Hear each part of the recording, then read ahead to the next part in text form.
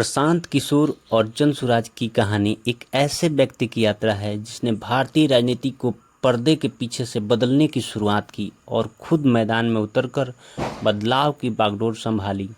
आइए इस प्रेरणादायक और रोचक कहानी को विस्तार से जानते हैं। सबसे पहले प्रशांत किशोर के प्रारंभिक शिक्षा और जीवन के बारे में जानते हैं। प्रशांत किशोर का जन्म बिहार के रोहतास जिले के कुनार गांव में एक साधारण हिंदू परिवार में हुआ था।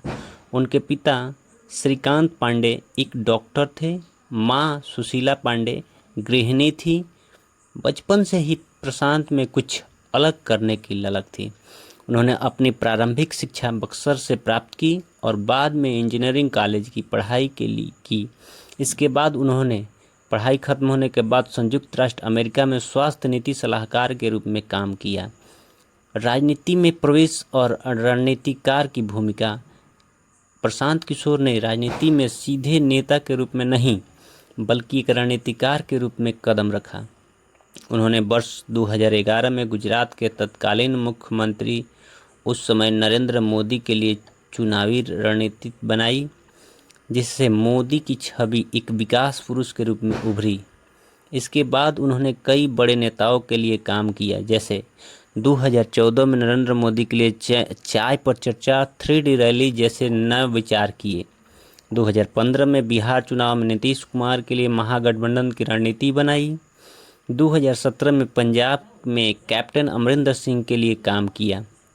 फिर वही 2019 में YS जगन मोहन रेड्डी के लिए आंध्र प्रदेश में शानदार जीत दिलाई।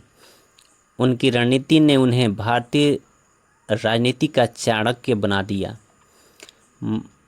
पर्दे के पीछे के मंच। इसकी इतनी सफलताओं के बाद प्रशांत किशोर ने खुद राजनीति में उतरने का निर्णय लिया। उन्होंने महसूस किया कि केवल रणनीति बनाकर बिहार में बदलाव संभव नहीं है, बल्कि उसे ज़मीन पर उतारना भी जरूरी है। इसी सोच के साथ वे पैदल पैदल गांव-गांव घूमकर वे लोगों को अपने बारे में भी बताते और लोगों के बीच जाने के बाद यह महसूस हुआ कि लोगों की समस्या क्या है और नेता उन्हें लुभा कहाँ रहे हैं।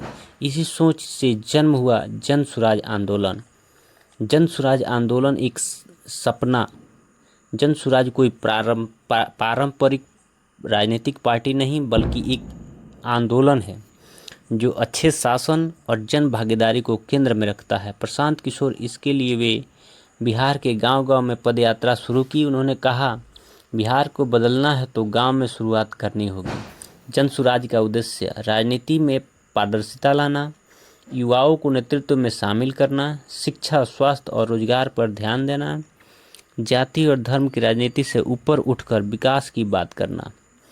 पदयात्रा, जनता से जुड़ने का प्रयास। प्रशांत किशोर ने बिहार के हर जिले में पदयात्रा की। उन्होंने हजारों किलोमीटर पैदल चलकर लोगों से सीधे संवाद किया। यह पदयात्रा केवल प्रचार नहीं थी बल्कि एक जन संवाद था। वे हर गांव में रुकते और लोगों की समस्या सुनते, समाधान की दिशा में काम करते। रणनीति के नेतृत्व तक।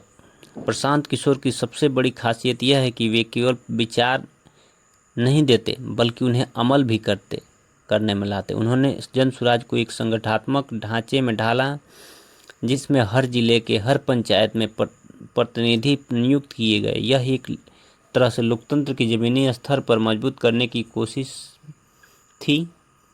प्रशांत किशोर की पत्नी जानवी दास अमर की रहने वाली है, असम की रहने वाली है और पेशे से डॉक्टर है। उनकी निजी जीवन सदा है और वे मीडिया से दूर बनाए रखती है। वे खुद को जनसेवक मानते हैं, न कि नेता। चुनौतियों से आलोचनाएं। प्रशांत किशोर को कई बार आलोचनाओं का सामना करना पड़ा। कुछ लोगों ने उन्हें राजनीतिक व्यापारी कहा तो कुछ लोगों ने उन्हें रणनीति में मैनिपुलेटिंग बताया। उन्होंने हमेशा कहा कि मैं जो करता हूँ जनता के लिए करता हूँ, आलोचना से नहीं डरता। निष्कर्ष, प्रशांत किशोर की कहानी एक ऐसे व्यक्ति की है जिन्हें सत्ता के गलियारों में रहकर बदलाव की नींव रखी और खुद बदलाव का चेहरा बना। जनसुराज केवल एक राजनीतिक पहल नहीं बल्कि एक सामाजिक क्रांति है जो बिहार में से शुरू होकर पूरे देश में फैलने की क्षमता रखती है। उनकी यात्रा हमें सिखाती है कि अगर इरादे नेक हो, दृष्टि